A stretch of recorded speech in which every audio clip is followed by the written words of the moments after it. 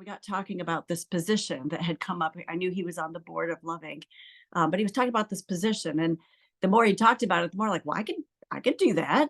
Like it's not nursing, but it's still taking care of people in a different way, and it just I don't know. There was just a stirring in me towards that, and I had been really seeking the Lord at the time, like what am I supposed to be doing? I've always been a nurse. I identified as a nurse. Like I don't know how to do anything else.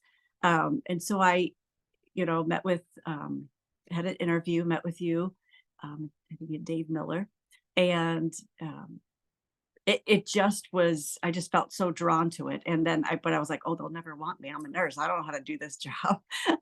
But I started in that role, and it was exciting to me to see this thing of churches coming together instead of each church working as an island, but coming together and using our gifts and talents and resources and looking for the greater good, looking for the big picture instead of, what we can do to draw people into our church. It was drawing people into the family of God. And that to me was the most important thing. And so that was exciting to me, and seeing the needs of people and being able to have the resources to direct them to that was such a wonderful experience. One of the challenges as being the coordinator then was having people call in with their needs. And because it was in the beginning of Love Inc. for the most part, not having a lot of resources still and having that all very organized yet. And so you would see these needs, and it was just some things we just couldn't meet. We, I think, did the best we could at the time, but it was just hard. And as Love Inc. was growing, you could see how there were more resources and some of these needs then could be filled. But it was frustrating in the beginning. But at the same time, dealing with that, people's calls coming in, and having and thinking, oh my gosh, they're in such a hard, challenging place. How are we ever going to meet those needs for them?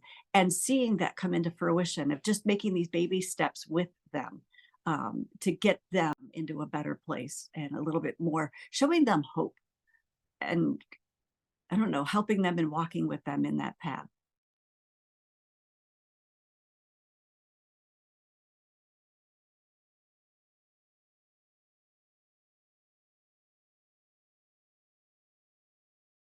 I'm Desiree Miller, and my first interaction with Love Inc. was after my minister at Millsboro Christian Church told me about this group that was starting up.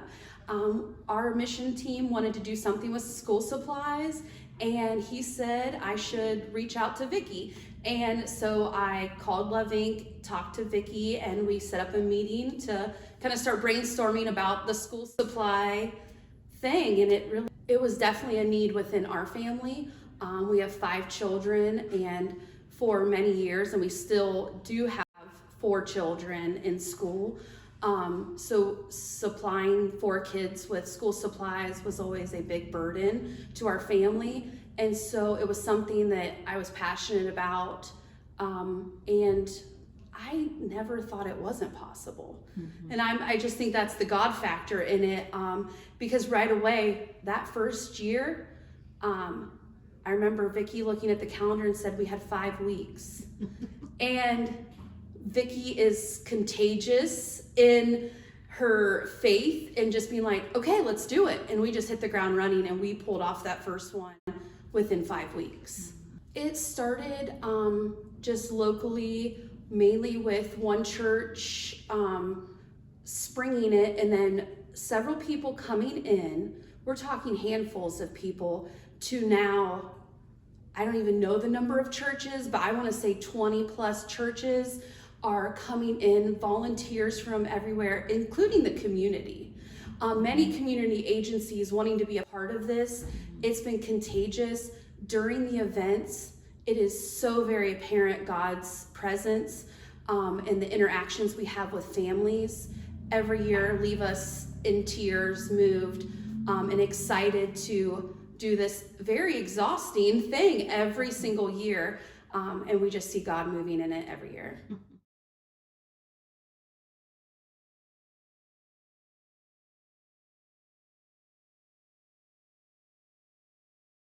We didn't even know really what we were getting into. We didn't know how many children um, would be in it. It was in the beginning of the Fresh Start. So, just a few children, couple volunteers, and watching that grow was exciting. We would look forward to Monday nights, just getting together, seeing the kids, setting up a routine for our evening and for the childcare at Fresh Start. Um, that was so much fun, and like setting traditions. Like we would all come together, sit in a big circle in the middle of the gym, and introduce ourselves. We always would come up with like, what's your favorite food, or something to get them talking and interacting, because we had a wide range of ages with the children. One of my most favorite memories of it was having dinner with the kids and their families. I don't know if you guys still do that, but having dinner with the Fresh Start families, and then taking the children and going over and getting them settled for childcare. That was just, I miss it. I miss it a lot. There were times when parents would come up after they'd come to pick up their kids, and they would say, thank you for doing what you do. So it makes a big difference. And there was a little boy, and I can't remember his name, but we were playing in the gym, and he looked at me and he says, "Why do you do this?" And it gave me the opportunity just to say, because we love Jesus. And so he kind of looked at me a little perplexed, but then he goes, "Well, I'm glad you do it." And there were just times like that where we knew we were doing what God wanted us to do. And we had fun things like playing basketball, or even getting down on the floor and arm wrestling with one particular little boy. And then another thing I remember distinctively is every week asking Jesse, what'd you learn in school today? And just trying to engage and interact with the kids. I'm not sure if people are aware the importance of having childcare available at these Fresh Start meetings. If we did not have childcare there, these families would not be able to attend these meetings and get their finances on track. They wouldn't be able to attend the classes or attend the dinners. Children are wonderful. They're gifts to us, but it can be very distracting from the things that they were trying to work on. So being able to take the children away, and these parents knowing that these kids were having fun, we really tried to wear them out, and that that they were safe and well taken care of. I think that was giving those parents a peace, so they could just focus on what they needed to be doing in the class.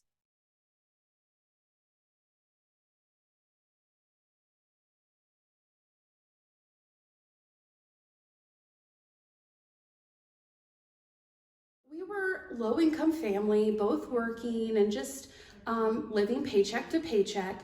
And then there was a family situation where we had to bring in two of my nieces into our home, and we became custodians of them. And when that happened, we went from paycheck to paycheck to God help us. And God did. He showed up in big ways, but also just being a phone volunteer, I remember talking with you guys, like, can we be a loving family? Because I see how much we love on our loving families, and not only keep them accountable, but also following up with other things and just touching base with them and stuff. And you guys were like, absolutely. So at the same time that I would receive calls from you guys, I was making calls to other families on the day I would be here a week or so. And so when the next Faith and Finances came up, we started with Faith and Finances. We took Faith and Finance back in 2018. I wasn't on board with it at first. I didn't think we needed the financial assistance or whatever that was supposed to look like. But going to Faith and Finance it was about a month in, so about 4 weeks of classes, and I realized that I did need faith and finance, and the people in it made the group. The people in it were polite, understanding, and supportive. It was shocking how real we had to be. We really had to peel back those layers of just transparency with our budget coaches. Our budget coaches were so humble in how they approached us, and they were mentors to us. Having been married as many years as they have, they were able to speak into our marriage as well, and kind of reveal some things that we didn't know were problems. And going through the faith and finances every week, at first we didn't know how it's going to be possible to go somewhere a day every week when we were in like this crisis mode ourselves. And then it became something we look forward to because it was like our date night. We definitely did not have money or time to be getting a babysitter and going out, and we got fed dinner and we got to go and kind of work on ourselves. It wasn't painful at all, you know, so our kind of preconceived notions were immediately dissolved when we got there. We felt loved and cared about and supported, and our lives continued to change and change and change after that and be blessed. I didn't really think about all the money spent in the gas station stops, but then when I started saving the money, I started taking Vaughn to father-son breakfast, I called it, and he loved it. We'd go to McDonald's, we'd play in the play place, and he'd just have a ball there, and we'd spend hour and a half, sometimes 2 hours at McDonald's. Having them hold us accountable wasn't necessarily, shaking a stick at us. They did it very compassionately, they did it very lovingly, and it was kind of like we were their kids. I mean, they coached us as a parent would coach a child, Do you really need that? Is that a necessity, or is that a need? Could you do without that? And it was never, just stop doing that. Don't buy that. You can't have that. It was always with a loving touch. And that was clutch. That was key. Because I respond better to, love and affection rather than aggression and orders. Going into faith and finances, we had been married, I want to say 4 or 5 years at the time when we started, and we still had separate bank accounts because we just couldn't find the way to pull everything together. And we had different ideals and stuff. And so this really forced both of us to make goals together and also talk about our bad spending habits separately. We realized how much we were funding gas stations with impulse buys and such, and failing to plan. And it also showed us how much we were wasting in overdraft fees and such. This is my original Faith and Finances book, but I had wrote down in here that the year previous to that, we had spent $2,500 in overdraft fees alone, which at the time, I did the math, that was 8% of our income. And so that alone was significant finding and something that we needed to correct immediately. And then along the process, so part of being a loving family that combined it with all of this was we would come to the food bank and get food like a day a week or twice a month, whatever it was, and whatever amount of money we would have spent in groceries and what we supplemented going there, we paid towards debt. And then when we would get the birthday ministry, we would account for that to be like $50. We paid towards the debt. Anything that Love Inc. supplemented, when we received a basket of blessings from Ripley Church. And that money, that basket, it is a basket of blessings. It really is. Like to see like Tide detergent.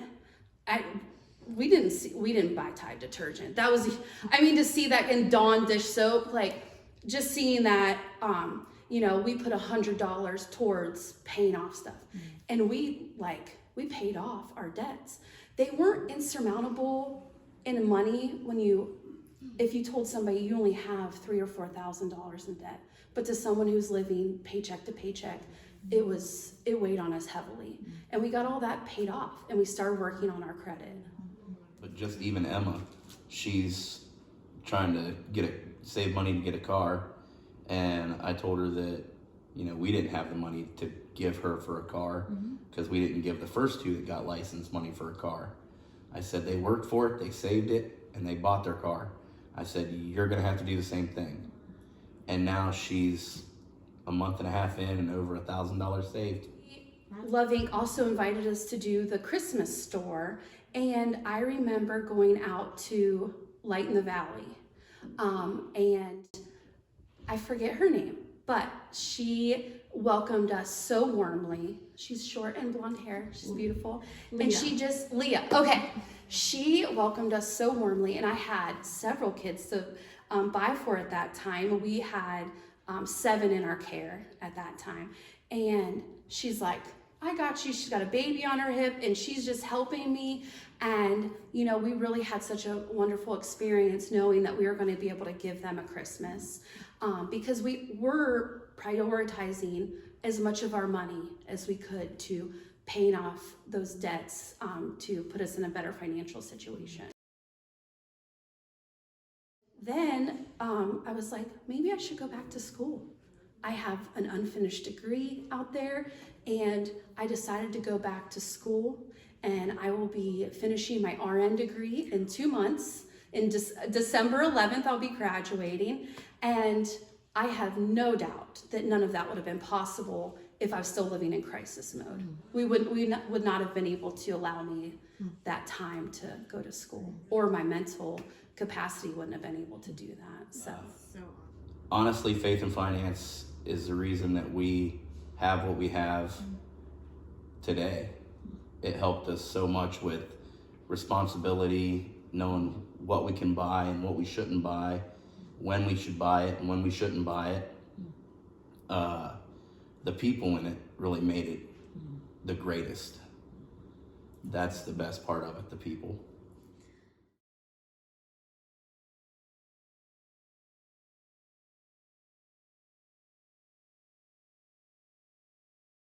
One way to encourage others to get involved with Love Inc. is sometimes we sit back and we're like, I don't really have any gifts. I'm not really sure what to do with myself. I would encourage people to get involved, try different things. There's so many different ways to serve in Love Inc. That it covers all of our giftings. So try with childcare. If that's not your thing, try with something else. Try making snacks, try providing materials. Like there's so many things that God gifts us with. Just try some things. And if that doesn't work, try something else. There's just so much there to be able to get involved. I mean, I just want to say congratulations to Love Inc. on 10 years, and allow the blessings to keep flowing through you. If you are out there questioning how you can impact others, let Love Inc. plug you in, because the need is out there and people are waiting and very ready to receive it. So Holmes County, you are so blessed.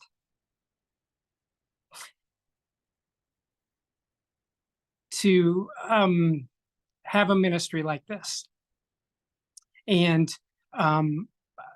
great churches that work together for one purpose, and that's to introduce people to Jesus.